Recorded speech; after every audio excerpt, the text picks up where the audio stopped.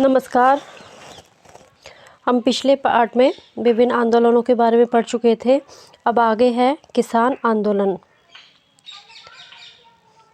किसान आंदोलन प्राचीन कृषि व्यवस्था को अंग्रेजों द्वारा बनाई गई नवीन प्रशासनिक व्यवस्था व कृषि नीतियों द्वारा धीरे धीरे तोड़ा जा रहा था। अंग्रेजों की इस नई व्यवस्था में नए प्रकार के भूमिपति उत्पन्न कर दिए गए, जिससे ग्रामीण भारत में एक नया समाज उभर कर आया। सरकारी कर अत्यधिकता तथा जमींदारों द्वारा कर का अत्यधिक भाग लेने के कारण किसान, साहूकार तथा व्यापारियों के चुंगल में फंसते चले गए। अंग्रेजों द्वारा बनाए गए इस नए भूमिपति वर्ग व परजीवी बिचौलिए, लोभी व भ्रष्ट साहूकारों ने मिलकर किसानों को अधिकाधिक गरीब बना दिया।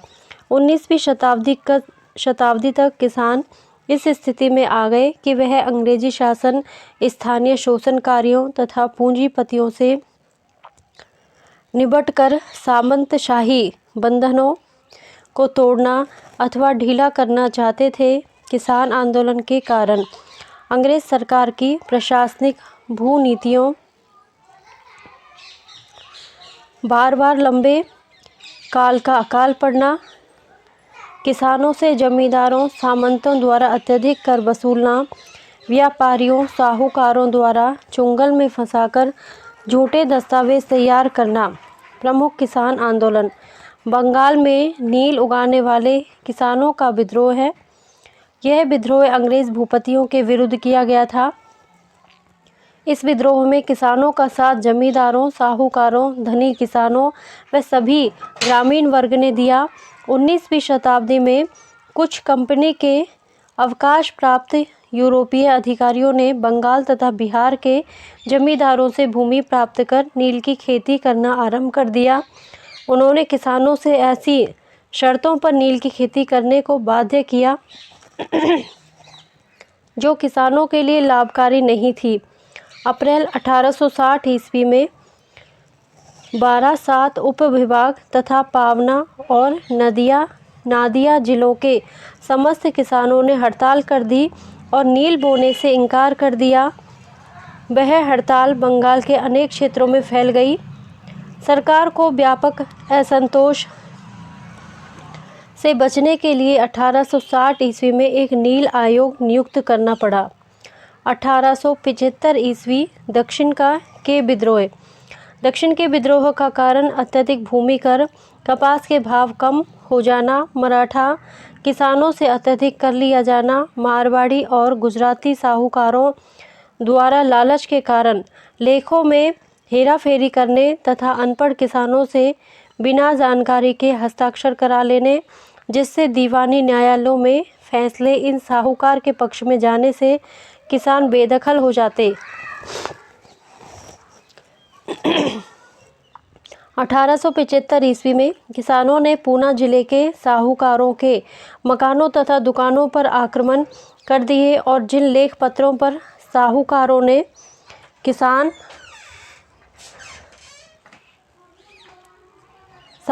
ने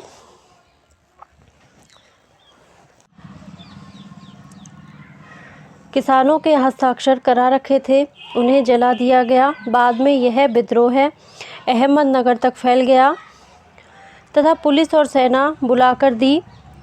यह विद्रोह दबाया जा सके। पुलिस और सेना बुलाकर ही यह विद्रोह दबाया जा सका। सरकार ने उपद्रवों के कारण जानने के लिए दक्कन उपद्रव आयोग नियुक्त किया तथा 1879 ईस्वी में कृषक राहत अधिनियम पारित किया, जिसमें किसानों द्वारा ऋण न लौटाने पर गिरफ्तार अथवा जेल में बंद नहीं किया जा सकता था। पंजाब में किसान आंदोलन। पंजाब का आम किसान ऋणग्रस्त था और उसकी भूमि पर गैर किसान वर्ग का कब्जा हो गया था। इस भूमि का हस्तांतरण को रोकने के लिए सरकार पंजाब भूमि अन्याक्रमण अधिनियम 1900 लेकर आई। चंपारण किसान आंदोलन। उत्तर बिहार के चंपारण जिले में यूरोपियन नील के उत्पादक बिहारी किसानों पर अत्याचार करते थे। इसका विरोध करने के लिए गांधी जी ने बाबू राजेंद्र प्रसाद की सहायता से किसानों की वास्तविक स्थिति की जांच की, किसानों को अहिंसात्मक आंदोलन करने के लिए कहा। लेकिन बाद में जून 1917 में एक जांच समिति बनाई गई, जिसकी रिपोर्ट पर चंपारण कृषि अधिनियम पारित किया गया, जिसके द्वारा नील किसानों से जबरदस्ती नील की खेती कराना बंद कर दिया। खेड़ा किसान आंदोलन। यह आंदोलन बम्बई सरकार के विरुद्ध था। 1818 ईस्वी की बसंत ऋतु में फसलें नष्ट हो गई, लेकिन फिर भी बम्बई सरकार भूमि कर मांग कर रही थी, जबकि भूमि कर नियमों में यह स्पष्ट था कि फसल साधारण से 25% से कम हो तो भूमि कर में पूर्णतया छूट मिलेगी। सरकार छूट देने को तैयार नहीं थी। गांधी जी ने कृषकों को संगठित कर सत्याग्रह किया। अंत में सरकार को गांधी जी की बात स्वीकार करनी पड़ी। अन्य संगठित प्रयास। अखिल भारतीय स्तर पर किसान आंदोलन चलाने के लिए 11 अप्रैल 1936 को लखनऊ में अखिल भारतीय किसान सभा का गठन किया गया।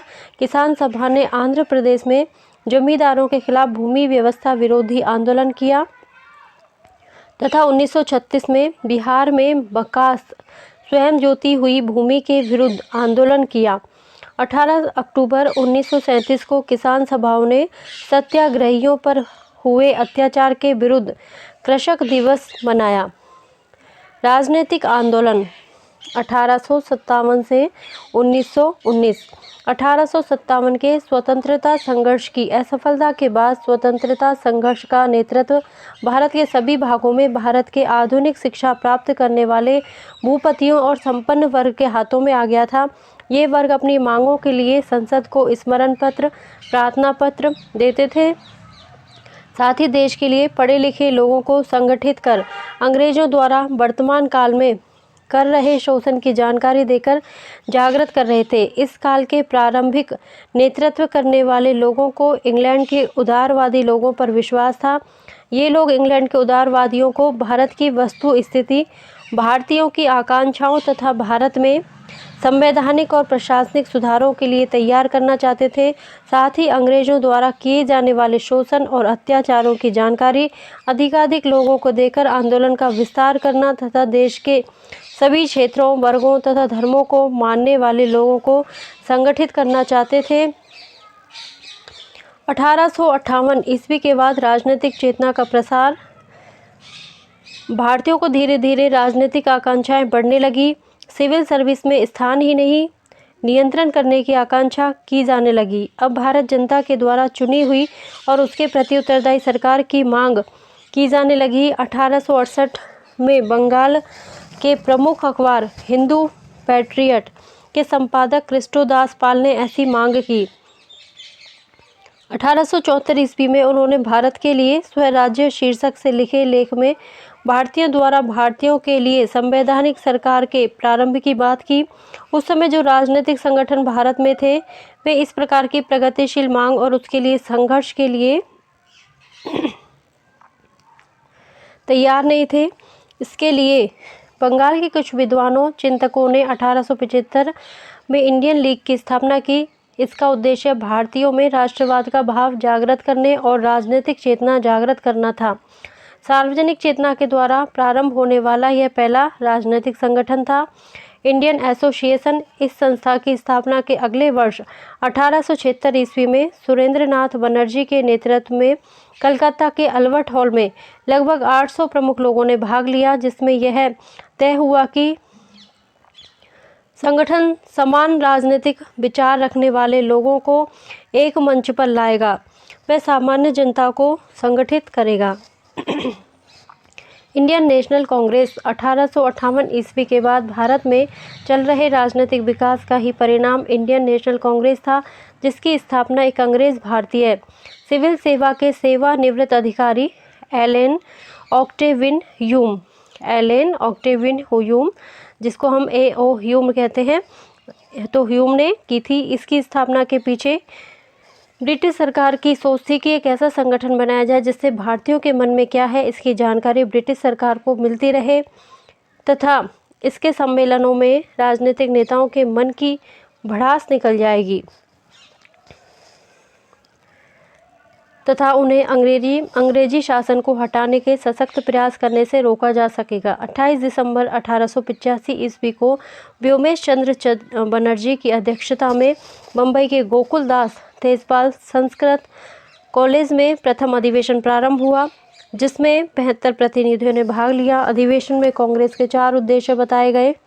राष्ट्र की उन्नति के लिए प्रयत्न में लगे लोगों को आपस में परिचित होने का अवसर देना, आने वाले वर्षों के कार्यक्रम पर विचार करना, ब्रिटिश साम्राज्य के प्रति पूरी निष्ठा और भक्ति रखते हुए इंग्लैंड की संसद द्वारा तय किए गए सिद्धांतों के विरुद्ध किए जाने वाले भारत सरकार के कार्यों का विरोध। अप्रत्यक्ष रूप से यह संगठन भारतीय संसद का रूप ग्रहण करेगा तथा इस बात का उचित जवाब देगा कि अंग्रेजों की यह सोच कि भारत के चुने हुए प्रतिनिधि शासन व्यवस्था करने की योग्यता नहीं रखते। कांग्रेस के काल में 2 चरणों में बांटा जा सकता है। प्रथम चरण 1885 से 90 ईस्वी तक, जिसे उदारवादी राजनीति अथवा राजनीतिक भिक्षावृत्ति का युग कहा गया है। दूसरा चरण 1905 से 1919 का काल, जिसे अतिवादियों अथवा अतिवादी राजनीति का काल कहा गया है। कांग्रेस के प्रथम चरण के उदारवादी नेता दादा भाई नौरोजी, फिरोज शाह मेहता, दीनशाह बाचा, व्योमेश और सुरेंद्र नाथ बनर्जी कांग्रेस की राजनीति पर छाए हुए थे। ये लोग उदारवादी तथा परिमित राजनीति में विश्वास करते थे। ये लोग अपनी राजनीति की व्याख्या उदारवाद और संयम के समन्वय से करते थे।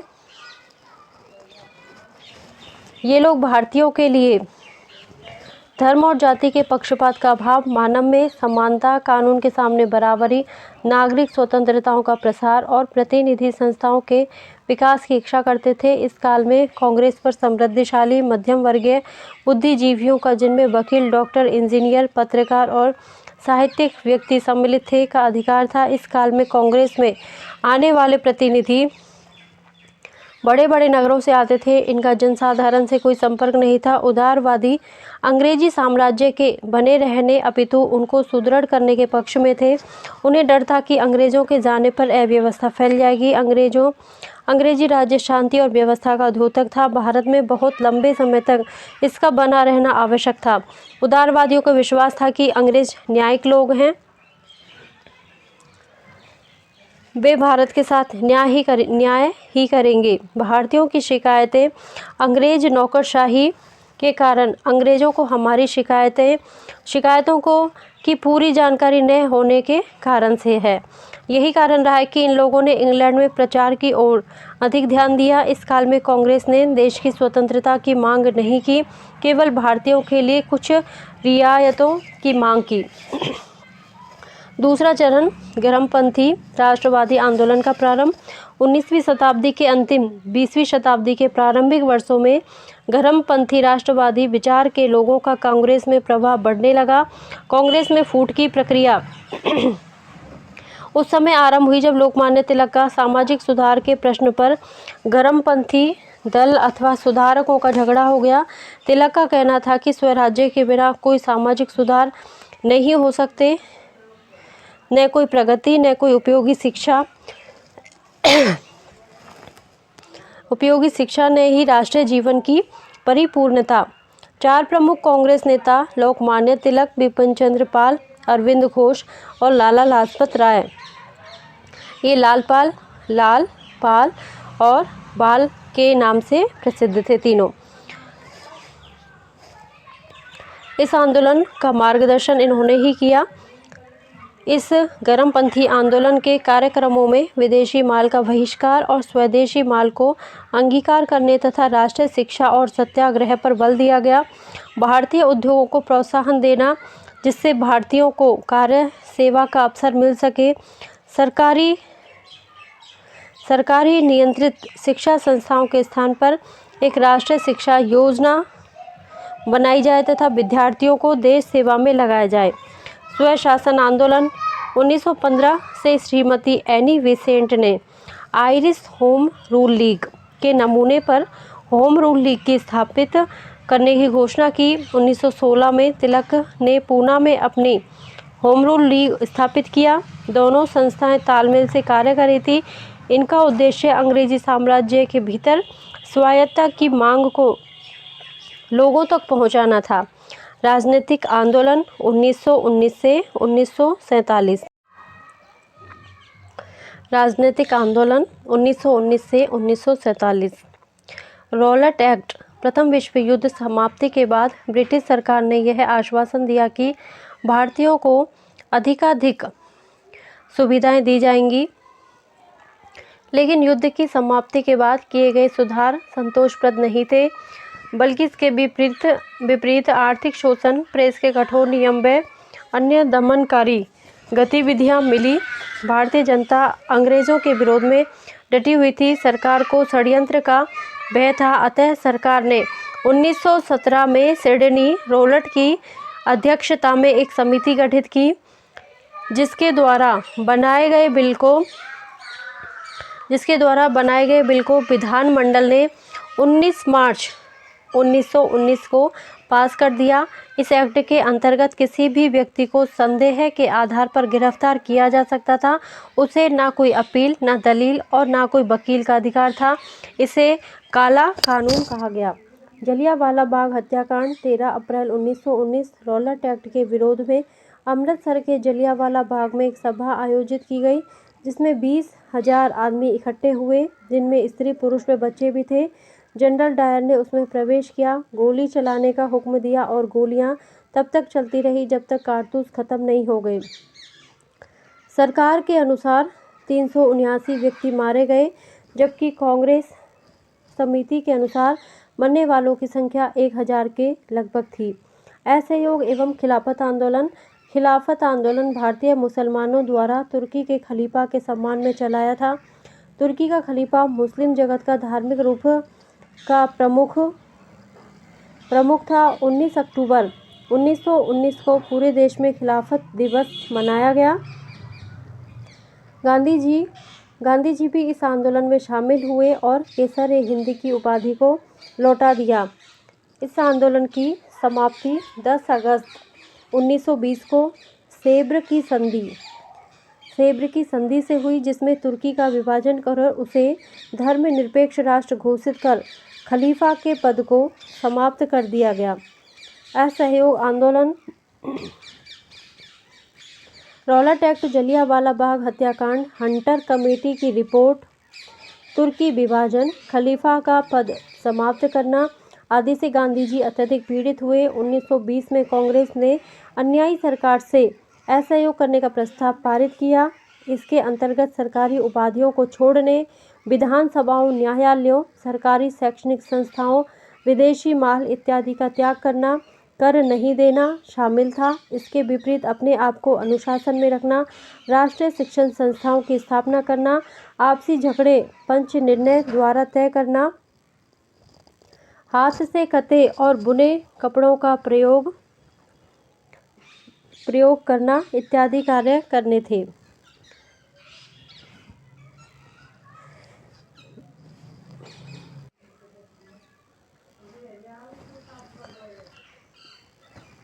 इत्यादि कार्य करने थे। 1921 ईस्वी में इस आंदोलन के अंतर्गत लगभग 30,000 व्यक्ति जेल गए। भारतीय इतिहास का यह पहला अवसर था जब स्वराज्य के लिए संघर्ष में इतनी अधिक जनता ने भाग लिया।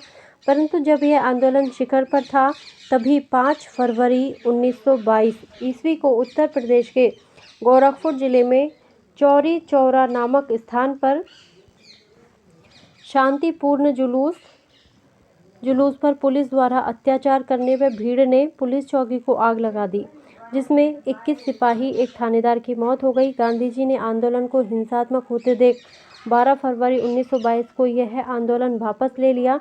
गांधी जी की इस घोषणा से देश के बड़े नेता आश्चर्यचकित रह गए। सुभाष चंद्र बोस ने इसे अत्यंत कष्टदायक कहा। मोतीलाल नेहरू और चित्तरंजन दास ने कांग्रेस के अंतर्गत स्वराज्य पार्टी का गठन किया।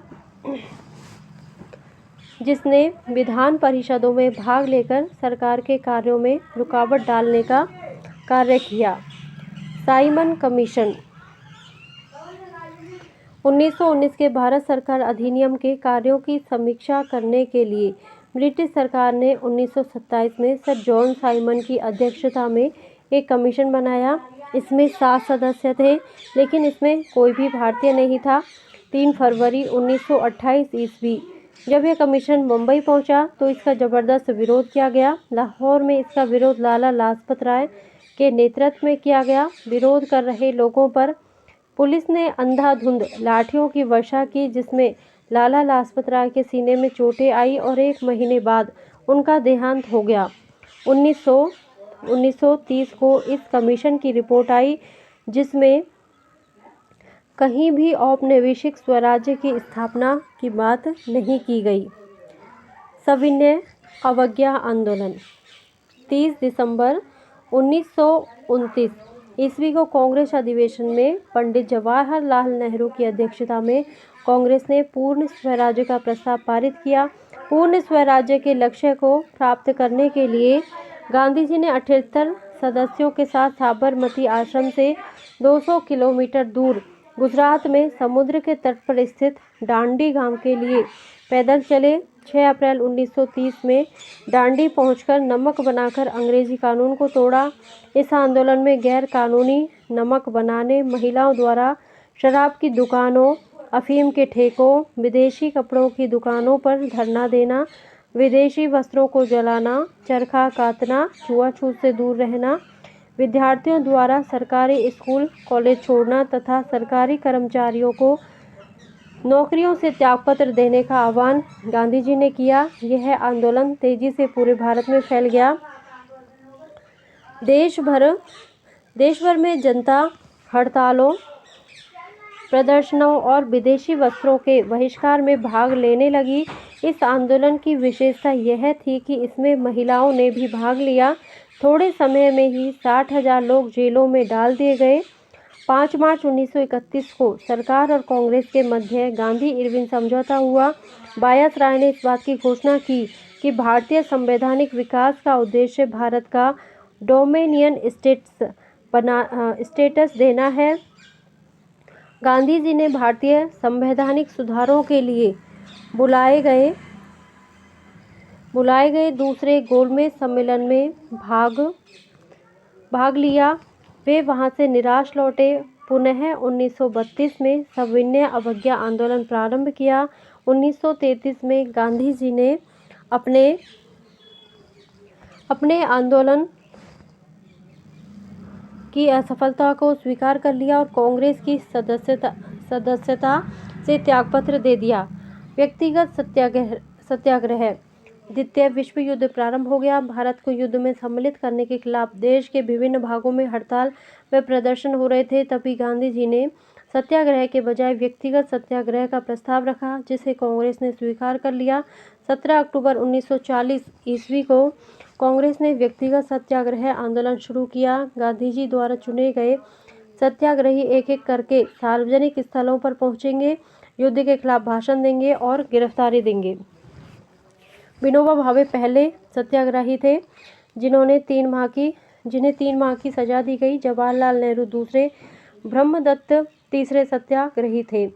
इस व्यक्तिगत सत्याग्रह में 30,000 लोग पकड़े गए। भारत छोड़ो आंदोलन। क्रिप्स मिशन की असफलता, जापान का भारत पर आक्रमण का भय। 14 जुलाई 1942 की वर्धा कांग्रेस बैठक में कांग्रेस कार्यकारिणी के निर्णय आदि के कारण 8 अगस्त 1942 ईस्वी को बम्बई में अखिल भारतीय कांग्रेस समिति की बैठक में गांधी जी के भारत छोड़ो प्रस्ताव को स्वीकार कर लिया गया। इस संदर्भ में उन्होंने कहा कि अब मैं आपको एक छोटा सा मंत्र दे रहा हूँ, वह मंत्र है करो या मरो। हम या तो भारत को स्वतंत्र कराएंगे या इस प्रयास में मारे जाएंगे, मगर हम अपनी पराधीनता को जारी रहते देखने के लिए जिंदा नहीं रहेंगे। 9 अगस्त को वोट से पहले ही गांधी जी सहित दूसरे कांग्रेसी नेता गिरफ्तार कर लिए गए तथा कांग्रेस को गैर कानूनी संस्था घोषित कर दिया गया। इस आंदोलन की कोई निश्चित योजना नहीं बनाई गई थी। इस आंदोलन में शांतिपूर्ण हड़ताल करना,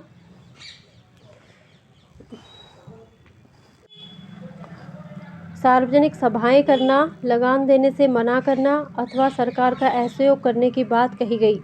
इस आंदोलन को गांधी जी ने अंतिम संघर्ष बताया।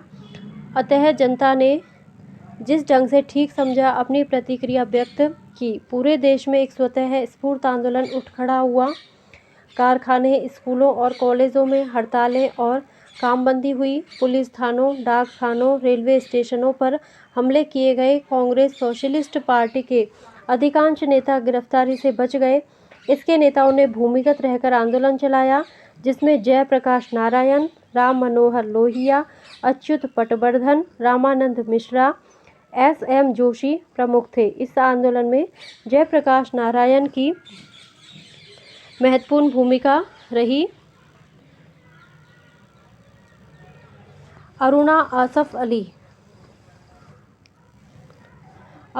आसफ अली ने बम्बई में इस आंदोलन का सफल नेतृत्व किया। इस आंदोलन के दौरान अनेकों शहरों, कस्बों और गांवों में आंदोलनकारियों ने समानांतर सरकार भी बना ली। इस आंदोलन का भी दमन कर दिया। इस आंदोलन में गोलाबारी, 10,000 से अधिक लोग मारे गए। विद्रोही गांवों को जुर्माने के रूप में बहुत से रुपए देने पड़े। सरकार ने इस आंदोलन की हिंसा का उत्तरदायित्व गांधी जी पर थोप दिया। इस आंदोलन ने भारत की आज़ादी का मार्ग प्रशस्त कर दिया।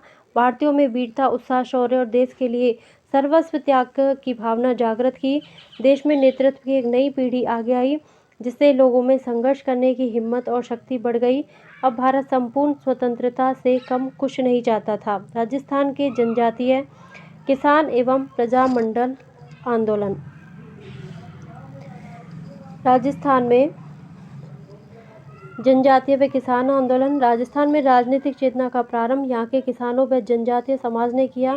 जब यहाँ के किसानों पर अत्यधिक वित्तीय बोझ डाला गया तो यहाँ के किसानों ने विरोध शुरू कर दिया। तत्कालीन राजनीतिक व्यवस्था को चुनौती दे डाली। राजस्थान के आदिवासी क्षेत्रों में ये आंदोलन स्वतः स्फूर्त थे, जो अन्याय व अनावश्यक उत्पीड़न के विरुद्ध शुरू हुए वे भावी राजनीतिक आंदोलन के प्रेरणा के सूत्र बने। राजस्थान के दक्षिणी क्षेत्र, मुख्यतः डूंगरपुर, मेवाड़, प्रतापगढ़, बांसवाड़ा व कुशलगढ़ क्षेत्र में भील निवास करते थे। भील अत्यंत परंपरावादी आदिवासी जाति हैं, जो अपने सामाजिक व आर्थिक स्तर को लेकर सजग रहती है।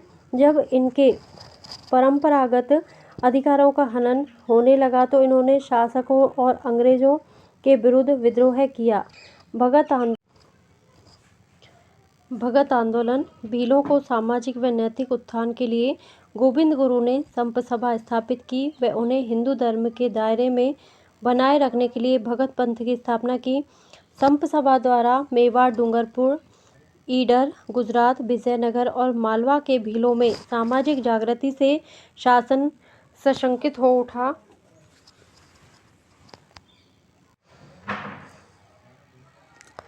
और भीलों को भगत पंथ छोड़ने के लिए विवश किया जाने लगा। जब भीलों को बेगार कृषि कार्य के लिए बाध्य किया और जंगलों में उनके मूलभूत अधिकारों से वंचित किया गया तो उन्होंने आंदोलन प्रारंभ कर दिया। अंग्रेजों ने गोविंद गुरु द्वारा चलाई जा रही सामाजिक सुधार व संगठन के पीछे भील राज्य की स्थापना की संभावना व्यक्त की। गोविंद गुरु को अप्रैल 1913 ईस्वी को डूंगरपुर राज्य द्वारा गिरफ्तार कर लिया गया, लेकिन बाद में छोड़ दिया गया।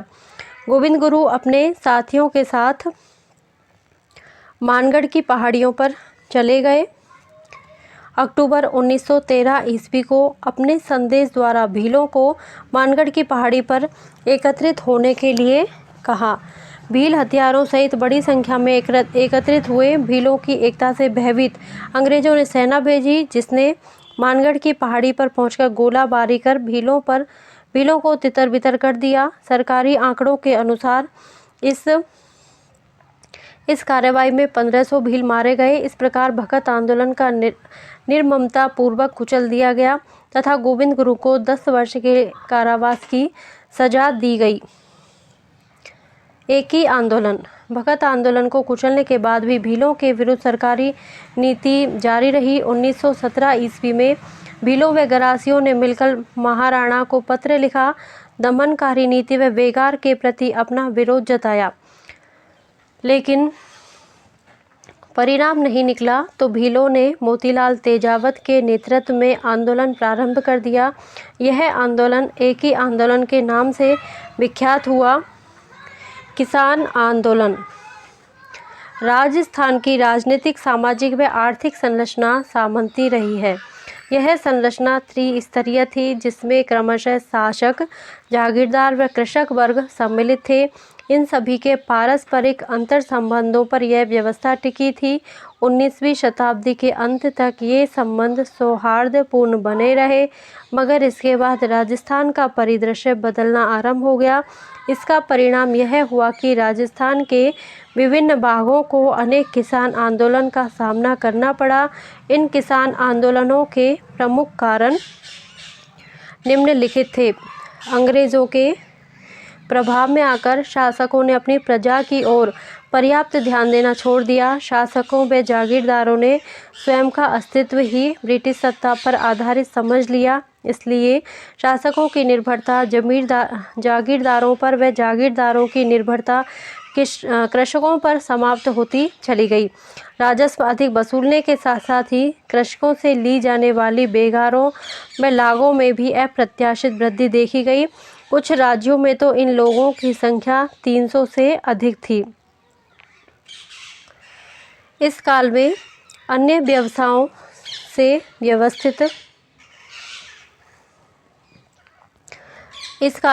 व्यवसायों से विस्थापित लोगों के कृषि पर निर्भर हो जाने के कारण कृषक मजदूरों की संख्या में वृद्धि हुई। कृषक मजदूरों की संख्या में वृद्धि होने के कारण जागीरदारों के रुख में अधिक कठोरता आ गई। कृषि उत्पादित मूल्यों में गिरावट में इजाफा, दोनों स्थितियां कृषकों के लिए लाभकारी नहीं थे। जहां एक और कीमत में गिरावट के कारण कृषकों की बचत का मूल्य कम हो जाता, वहीं कीमतें बढ़ने के कारण उसे लाभ का भाग नहीं मिल पाता, क्योंकि जागीरदार लगान जिन्स के रूप में लेता था। अंग्रेजी प्रशासनिक व्यवस्थाओं को अपनाने के फलस्वरूप सामंतों का कृषकों के प्रति उदार व पैतृक नज़रिया बदल गया। बिजौलिया किसान आंदोलन, भीलवाड़ा। बिजौलिया किसान आंदोलन राजस्थान के अन्य किसान आंदोलनों का अगुवा रहा। यहाँ के किसानों में अधिकांश धाकड़ जाति के थे। 1894 ईस्वी में बिजौलिया के राव गोविंद दास की मृत्यु तक किसानों को जागीरदार के खिलाफ कोई विशेष शिकायत नहीं थी। 1894 ईस्वी में बने नए जागीरदार किशन सिंह, जिन्हें किशन सिंह भी कहते हैं, किशन सिंह ने किसानों के प्रति ठिकाने की नीति व जागीर प्रबंध में परिवर्तन किए। इसके समय लगभग 84 प्रकार की लाग बागों के द्वारा किसानों से उनकी मेहनत की कमाई का लगभग 87% भाग जागीरदार ले लिया करता था। इसके बाद भी उनसे बेगार अलग से करवाई जाती। 1897 ईस्वी में गिरधरपुरा नामक गांव में गंगाराम धाकड़ के पिता को मृत्यु भोज के अवसर पर हजारों किसानों ने अपने कष्टों की खुलकर चर्चा की। मेवाड़ महाराणा को उनसे अवगत कराया। महाराणा ने सुनवाई के बाद किसानों की लागत और बेगार संबंधी शिकायतों की जांच के लिए सहायक राजस्व अधिकारी हामिद हुसैन को नियुक्त किया। हामिद हुसैन ने ठिकानों के विरुद्ध महकमा खास में रिपोर्ट दी, किंतु उसका कोई परिणाम नहीं निकला। राज्य की तरफ से ठिकाने को मात्र 1-2 लागतें कम करने को कहा गया। इससे राव कृष्ण सिंह का हौसला बढ़ गया। विभिन्न प्रकार की लागों व 1899-1900 ईस्वी के भयंकर दुर्भिक्ष, छप्पनिया अकाल के कारण बिजौलिया के किसानों की स्थिति पहले से काफ़ी दयनीय हो गई। इसके बावजूद 1903 ईस्वी में राव कृष्ण सिंह ने किसानों पर चंवरी कर नामक एक नया कर लगा दिया। इसमें हर व्यक्ति को अपनी लड़की के विवाह के अवसर पर 5 रुपये ठिकाने के कोष में जमा करवाना पड़ता। चंवरी कर बिजौलिया वासियों के लिए आर्थिक रूप से तो भार स्वरूप था, साथ ही साथ सामाजिक रूप से भी घोर अपमानजनक भी था। किसानों ने इसका मौन विरोध किया। 2 वर्ष तक अपनी कन्याओं का विवाह नहीं किया। किसानों के प्रतिरोध के आगे राव को चंवरी की लाग उठा देने, फसल में ठिकाने का हिस्सा 2/5 लेने, कूता करने वाले अहलकारों के साथ 20 आदमियों को न बुलाने की घोषणा करनी पड़ी। 1906 ईस्वी में बिजोलिया के नए स्वामी पृथ्वी सिंह ने न केवल पुरानी रियायतों को समाप्त कर दिया, बल्कि प्रजा पर तलवार बंधाई नामक नया कर लगा दिया। राव पृथ्वी सिंह के समय जब लूट और शोषण चरम सीमा को पार कर गया, तो 1913 ईस्वी में किसानों ने साधु सीताराम दास, फतेह करनचारण और ब्रह्मदेव के नेतृत्व में जागीर क्षेत्र में हल चलाने से इनकार कर दिया। जागीर क्षेत्र की भूमि पड़त रहने के कारण ठिकाने को बड़ी हानि उठानी पड़ी। इसके बाद ठाकुर द्वारा की जाने वाली सख्ती और अत्याचारों में वृद्धि हो गई। फतेह करनचारण ब्रह्मदेव आतंकित होकर बिजौलिया छोड़कर चले गए। साधु सीताराम दास को पुस्तकालय की नौकरी से अलग कर दिया गया। साधु सीताराम दास द्वारा आमंत्रित करने के बाद विजय सिंह पथिक ने आंदोलन का नेतृत्व संभाला और 1917 ईस्वी में हरियाली अमावस के दिन बैरीसाल गांव में ऊपर माल पंच बोर्ड नामक एक संगठन स्थापित कर उसके तत्वाधान में आंदोलन का श्री गणेश किया। तिलक ने किसानों की वीरता और संगठन से प्रभावित होकर न केवल अपने अंग्रेजी पत्र मराठा में बिजौलिया के बारे में एक संपादकीय लिखा, अपितु मेवाड़ के महाराणा फतेह सिंह को भी पत्र लिखा था कि मेवाड़ के राजवंश ने स्वतंत्रता के लिए बहुत बलिदान किए हैं। आप स्वयं स्वतंत्रता के पुजारी हैं, अतएव आपके राज्य में स्वतंत्रता के उपासकों को जेल में डालना कलंक की बात है। बिजौलिया के किसानों को जागृत करने के लिए एक और माणिक्यलाल वर्मा द्वारा पंचीड़ा गीत गाया जा रहा था। वहीं दूसरी ओर प्रज्ञाचक्षु भंवरलाल स्वर्णकार भी अपनी कविताओं के माध्यम से गांव-गांव में अलख जगा रहे थे। पथिक ने भी बिजौलिया के आसपास के इलाके के युवकों में देशभक्ति की भावना भरने के उद्देश्य से इस समय ऊपरमाल सेवा समिति नामक संगठन की स्थापना की। ऊपरमाल का डंका नाम से पंचायत का एक पत्र भी निकलवाया। आंदोलन को देश भर में चर्चित करने के लिए पथिक ने किसानों की तरफ से कानपुर से निकलने वाले समाचार पत्र प्रताप के संपादक गणेश शंकर विद्यार्थी को चांदी की राखी भेजी। गणेश शंकर विद्यार्थी ने राखी स्वीकार करते हुए आंदोलन को समर्थन करने का आश्वासन दिया। प्रताप समाचार पत्र ने बिजौलिया किसान आंदोलन को राष्ट्रीय पहचान दिलाई। प्रेमचंद के उपन्यास रंगभूमि में मेवाड़ के जन आंदोलन का जो चित्रण किया गया है, वह बिजौलिया किसान आंदोलन का ही प्रतिबिंब है।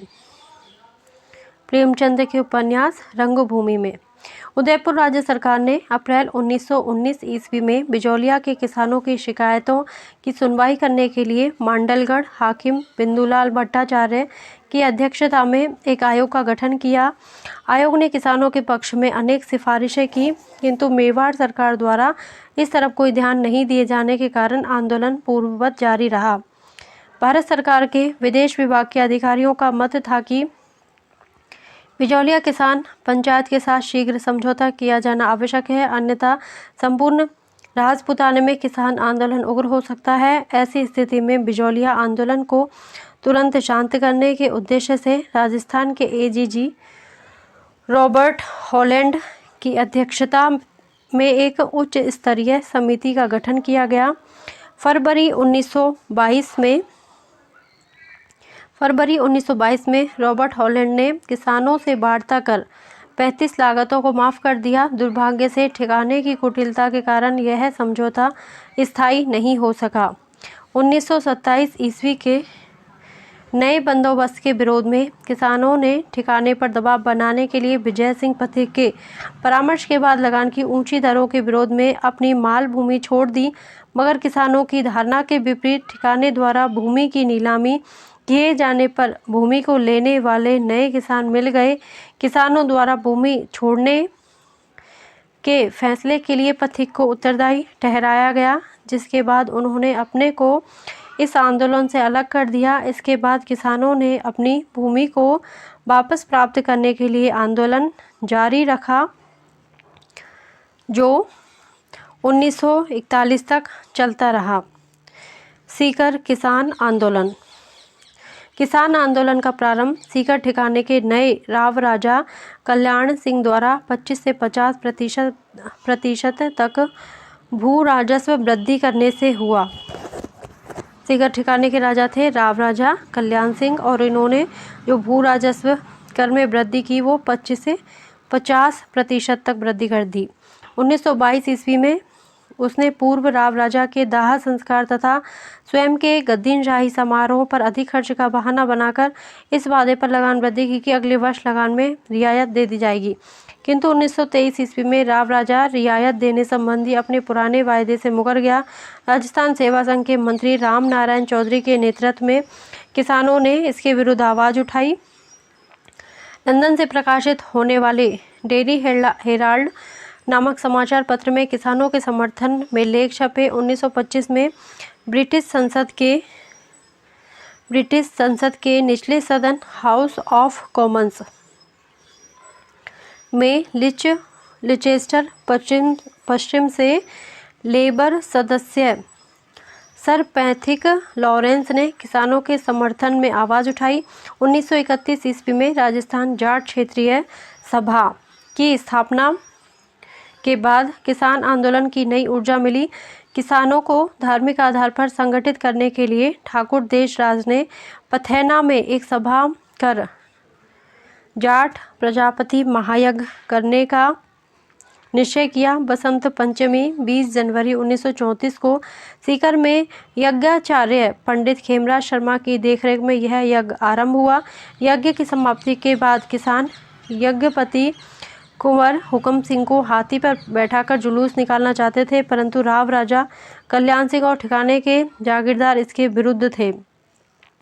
इसका कारण यह था कि ठिकाने का शासक और जागीरदार किसानों को सामाजिक प्रतिष्ठा की दृष्टि से अपने से हीन मानते और हाथी पर सवार होकर निकाले जाने वाले जुलूस को अपना विशेषाधिकार मानते थे।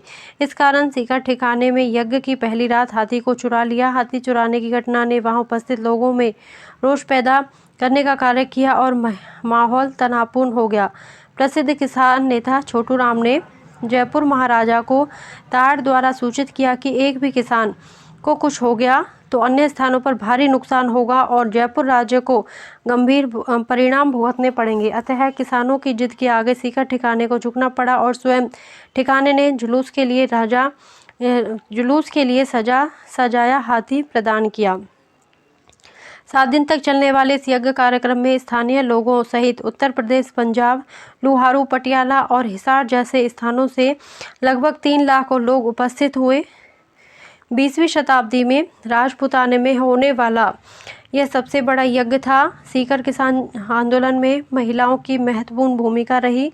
सीहोट के ठाकुर मानसिंह द्वारा सोतिया का बास नामक गांव में किसान महिलाओं के साथ किए गए दुर्व्यवहार के विरोध में 25 अप्रैल 1934 ईस्वी को कटराथल नामक स्थान पर श्रीमती किशोरी देवी की अध्यक्षता में एक विशाल महिला सम्मेलन का आयोजन किया गया। सीकर ठिकाने ने उक्त सम्मेलन को रोकने के लिए धारा 144 लगा दी।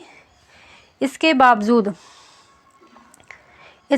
बावजूद कानून तोड़कर महिलाओं का यह सम्मेलन हुआ। इस सम्मेलन में बड़ी संख्या में महिलाओं ने भाग लिया, जिनमें श्रीमती दुर्गा देवी शर्मा, श्रीमती फूला देवी, श्रीमती रमा देवी जोशी, श्रीमती उत्तमा देवी आदि प्रमुख थी।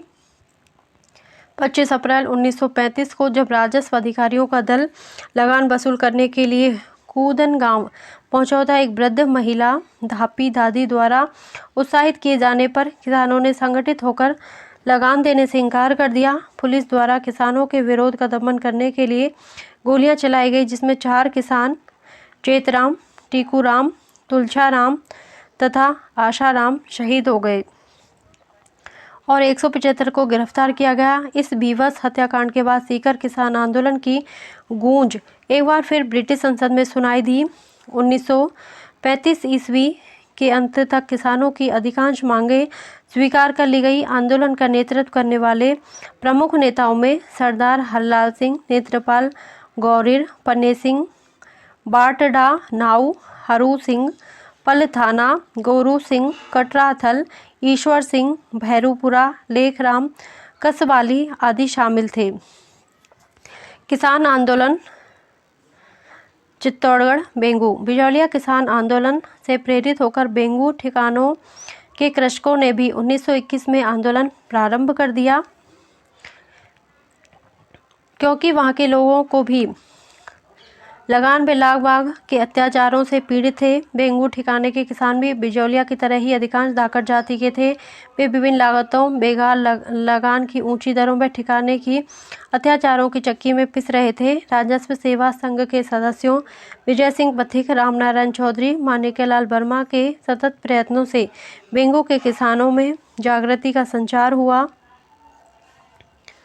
1921 में मेनाल में भेरूकुंड पर एकत्रित होकर बेंगू के पट्टे के किसानों की सभा हुई। बिजौलिया आंदोलन की उग्रता से प्रभावित बेंगू के किसानों ने पथिक से मिलकर लागबाग, बेगार और ऊंचे लगान के विरुद्ध आंदोलन का नेतृत्व करने की प्रार्थना की। पथिक ने इस आंदोलन का भार राजस्थान सेवा संघ के मंत्री रामनारायण चौधरी पर डाल दिया। 2 वर्षों के संघर्ष के बाद बेंगू ठाकुर रावत अनूप सिंह को झुकना पड़ा। उसने किसानों की मांगों को स्वीकार करते हुए एक समझौता कर लिया, परंतु मेवाड़ सरकार और रेजिडेंट को यह बात नहीं भाई। उन्होंने राजस्थान सेवा संघ और रावल अनूप सिंह के बीच हुए समझौते को बोल्शेविक फैसले की संज्ञा दी और अनूप सिंह को उदयपुर में नज़रबंद कर ठिकाने पर मुनसर मात बैठा दी। ठिकाने ने किसानों की शिकायतों के समाधान के लिए मेवाड़ के बंदोबस्त आयुक्त ट्रेंच के नेतृत्व में एक आयोग नियुक्त किया। बेंगू के किसान ट्रेंच के निर्णय पर विचार करने के लिए गोविंदपुरा में एकत्र हुए। यहाँ 5 माह से लगभग 600 किसान पंच डटे हुए थे। ट्रेंच व लाला अमृत लाल ने गोविंदपुरा पहुंचकर एकत्र किसानों को आयोग द्वारा दिए गए निर्णय को स्वीकार करने तथा तितर बितर हो जाने का आदेश दिया, किंतु किसान डटे रहे। 13 जुलाई 1923 ईस्वी को किसानों पर गोलियां चलाई, जिसमें रूपाजी और कृपाजी धाकड़ नामक 2 किसान शहीद हो गए। महिलाओं को अपमानित किया गया तथा 500 से ज़्यादा किसानों को गिरफ्तार कर लिया गया। राज्य के अत्याचारों से किसानों का मनोबल गिरता देख पथिक ने गुप्त रूप से बेंगू पहुंचकर स्वयं किसान आंदोलन का नेतृत्व संभाल लिया। मेवाड़ सरकार द्वारा इन्हें 10 सितंबर 1923 ईस्वी को गिरफ्तार कर जेल में डाल दिया गया, जिसके बाद आंदोलन धीरे धीरे समाप्त हो गया। बरड़ किसान आंदोलन बूंदी। बिजौलिया और बेंगू के किसानों के समान बूंदी राज्य के किसानों को भी अनेक प्रकार की लागतें, बेगार और ऊंची दरों पर लगान की रकम देनी पड़ती। इससे त्रस्त बिजौलिया की सीमा से जुड़े बूंदी राज्य के बरड़ क्षेत्र के किसानों ने बूंदी प्रशासन के विरुद्ध अप्रैल 1922 ईस्वी में आंदोलन का श्री गणेश कर दिया। इस आंदोलन का नेतृत्व राजस्थान सेवा संघ के कर्मठ कार्यकर्ता नैनू राम शर्मा के हाथों में था। 2 अप्रैल 1923 ईस्वी को डाबी गांव में नैनू राम शर्मा की अध्यक्षता में चल रही किसानों की सभा पर पुलिस अधीक्षक इकराम हुसैन के नेतृत्व में गोलियां चलाई गई, जिसमें नानक भील और देवलाल गुर्जर शहीद हो गए। 27 सितंबर 1925 ईस्वी को राजस्थान सेवा संघ की हाड़ौती शाखा की एक सभा में शासन को किसानों की समस्याओं से परिचित करवाने के लिए पंडित नैनू राम शर्मा को अधिकृत किया गया। 1927 ईस्वी के बाद राजस्थान सेवा संघ अंतर विरोधों के कारण बंद हो गया, अतः राजस्थान सेवा संघ के साथ ही बूंदी का बरड़ किसान आंदोलन समाप्त हो गया। नीमू चाना आंदोलन। अलवर में सुअरों को मारने पर प्रतिबंध था और ये सुअर किसानों की फसल को बर्बाद कर देते। इन सुअरों के उत्पात से दुखी होकर 1921 में अलवर के किसानों ने आंदोलन प्रारंभ कर दिया। इस आंदोलन के दबाव में महाराजा को सुअरों को मारने की इजाज़त देनी पड़ी। अलवर में 1922 में तीसरा भूमि बंदोबस्त होने के बाद 1923-24 ईस्वी में भू राजस्व की नई दरें लागू कर दी गई। इस नए बंदोबस्त से पूर्व राजपूत एवं ब्राह्मणों से अन्य जातियों की तुलना में कम भू राजस्व लिया जाता था, मगर नए बंदोबस्त द्वारा इन जातियों के विशेष अधिकारों को समाप्त कर दिया गया, जिसके कारण इनके असंतोष का स्वर उठना स्वाभाविक था। यद्यपि अन्य जातियों के किसान भी इस बंदोबस्त से संतुष्ट नहीं थे, मगर इसके विरोध में नेतृत्वकारी भूमिका राजपूतों ने निभाई। अलवर के बानसून और गाजी का थाना के राजपूतों ने भूमि बंदोबस्त के नाम पर लगने वाले इन करों का विरोध किया और रेजिडेंट से शिकायत भी की। इस प्रकार की शिकायत करने से महाराजा जयदेव सिंह बहुत क्रोधित हुए। 14 मई 1925 ईस्वी को भू राजस्व के नाम पर होने वाली इस लूट पर चर्चा करने के लिए किसान अलवर की बानसूर तहसील के नीमूचाणा नामक गांव में एकत्रित हुए। एकाएक राज्य की सेना ने कमांडर छज्जू सिंह के नेतृत्व में इन किसानों को घेरकर गोलियों की बौछार कर दी, उनके घर जला दिए। इस घटना में 156 व्यक्ति मारे गए और लगभग 600 व्यक्ति घायल हुए। रियासत नामक समाचार पत्र ने इस हत्याकांड की तुलना जलियांवाला बाग हत्याकांड से की, जबकि महात्मा गांधी ने यंग इंडिया में इस हत्याकांड को दोहरी डायर शाही की संज्ञा दी। इसे जलियांवाला बाग हत्याकांड से भी अधिक बीभत्स बताया। राजस्थान में प्रजामंडल आंदोलन। 20वीं शताब्दी के प्रारंभिक दशकों में राजस्थान के विभिन्न भागों में सामंती अत्याचारों एवं शोषण के विरुद्ध अनेक आंदोलन शुरू हो गए थे, किंतु इन आंदोलनों का उद्देश्य केवल भू राजस्व में कमी एवं सामंती अत्याचारों से मुक्ति प्राप्त करना ही था। 1920 ईस्वी में कांग्रेस द्वारा देशी रियासतों के आंतरिक मामलों में हस्तक्षेप न करने का प्रस्ताव पारित होने से राजपूत के राष्ट्रवादी लोगों को मायूस होना पड़ा। 1927 में अखिल भारतीय देशी राज्य लोक परिषद की स्थापना होने के बाद राजनीतिक कार्यकर्ताओं को एक ऐसा मंच मिल गया जहां वे अपनी बात कह सकते थे। इस संस्था की स्थापना व प्रथम अधिवेशन 16 से 18 दिसंबर 1927 ईस्वी को मुंबई में दीवान बहादुर रामचंद्र राव की अध्यक्षता में आयोजित हुआ। संस्था की कार्यकारिणी में राजस्थान के 7 सदस्य नैनूराम शर्मा कोटा, शंकरलाल शर्मा अजमेर, जय नारायण व्यास व कन्हैयालाल कलियंत्री जोधपुर, रामदेव पोद्दार व बालकिशन पोद्दार बीकानेर, त्रिलोक चंद माथुर करौली लिए गए। श्री विजय सिंह पथक संस्था के उपाध्यक्ष तथा श्री रामनारायण चौधरी राजस्थान तथा मध्य भारत के लिए प्रांतीय सचिव चुने गए। इस संस्था की स्थापना का मुख्य उद्देश्य भारत की देशी रियासतों में वैध और शांतिपूर्ण उपायों से वहां के राजाओं की छत्र छाया में उत्तरदायी सरकार की स्थापना करना था। 1938 में कांग्रेस के हरिपुरा अधिवेशन में देशी राज्यों के आंदोलन को समर्थन देने का प्रस्ताव पास होने के बाद विभिन्न देशी रियासतों में प्रजामंडलों की व्यवस्थित स्थापना हुई। देशी रियासतों में उत्तरदायी शासन की स्थापना, सामंती अत्याचारों व शोषण का विरोध, देशी रियासतों में राजनीतिक जागृति पैदा करना और देश में चल रहे राष्ट्रीय आंदोलन को गति प्रदान करने के लिए जो राजनीतिक संगठन स्थापित हुए उन्हें प्रजामंडल कहा गया। राजस्थान की सभी रियासतों में अपने अपने प्रजामंडल कार्यरत रहे थे, जिन्होंने आज़ादी तक उपरोक्त मुद्दों पर समय समय पर अनेक आंदोलनों का संचालन किया। प्रमुख प्रजामंडलों की स्थापना। जयपुर प्रजामंडल 1931 में जमनालाल बजाज व कर्पूर चंद्र पाटनी। बूंदी प्रजामंडल 1931 कांतिलाल। हाड़ौती प्रजामंडल 1934 पंडित नैनूराम शर्मा। मारवाड़ प्रजामंडल 1934 में जयनारायण व्यास। सिरोही प्रजामंडल 1934 वृद्धि शंकर त्रिवेदी। बीकानेर प्रजामंडल 1936 मघाराम बैद। कोटा प्रजामंडल 1939 में पंडित नैनूराम शर्मा। मेवाड़ प्रजामंडल 1938 माणिक्यलाल वर्मा। अलवर प्रजामंडल 1938 हरि नारायण शर्मा। भरतपुर प्रजामंडल 1938 किशनलाल जोशी। शाहपुरा प्रजामंडल 1938 रमेश चंद्र ओझा। धौलपुर प्रजामंडल 1938 ज्वाला प्रसाद जिज्ञासु। करौली प्रजामंडल 1938 त्रिलोक चंद माथुर।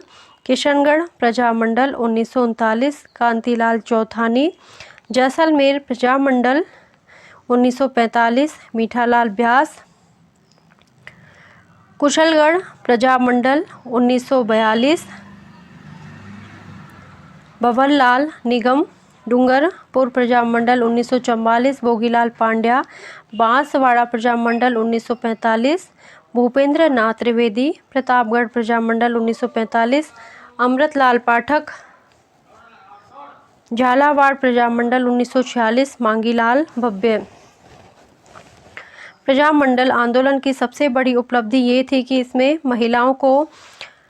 महिलाओं को घर की चारदीवारी से बाहर निकलकर पुरुषों के बराबर खड़ा कर दिया। अनेक महिलाओं ने आंदोलनों में सक्रिय रूप से भाग लिया और गिरफ्तारियां दी। जयपुर प्रजामंडल के आंदोलनों में अनेक महिलाओं ने भाग लिया, जिसमें रमा देवी देशपांडे, सुशीला देवी, इंदिरा देवी, अंजना देवी चौधरी आदि प्रमुख थी। भारत छोड़ो आंदोलन के दौरान जोधपुर में गिरजा देवी, सावित्री देवी भाटी, सिरे कंवल व्यास, राजकौर व्यास आदि ने गिरफ्तारियां दी, तो उदयपुर में माणिक्यलाल वर्मा की पत्नी नारायण देवी अपने 6 माह के पुत्र को गोद में लिए हुए जेल में गई। प्रजामंडलों के कार्यकर्ताओं ने सामाजिक सुधार, शिक्षा प्रसार, बेगार उन्मूलन तथा दलित आदिवासियों के उत्थान पर भी ध्यान दिया। इन संगठनों ने उत्तरदायी संघर्ष के लिए आंदोलन चलाए, जिससे राजशाही और सामंती शोषण से दबी राजस्थान की जनता में राजनीतिक जनजागृति पैदा हुई। 1938 ईस्वी से पहले देसी रियासतों की जनता का राष्ट्रीय आंदोलन के साथ प्रत्यक्ष सामंजस्य नहीं था, किंतु प्रजामंडलों की स्थापना के बाद 1942 के भारत छोड़ो आंदोलनों के दौरान यहाँ के स्थानीय आंदोलन राष्ट्रीय आंदोलन का हिस्सा बन गए। इससे राष्ट्रीय आंदोलनों को बढ़ावा मिला। इसी के साथ हमारा पाठ पूरा होता है। आगे अभ्यास प्रश्न है, इन्हें आप ज़रूर कीजिएगा। यदि आपको मेरा वीडियो पसंद आया हो तो प्लीज़ इसे लाइक करें, शेयर करें और सब्सक्राइब करें। Thank you.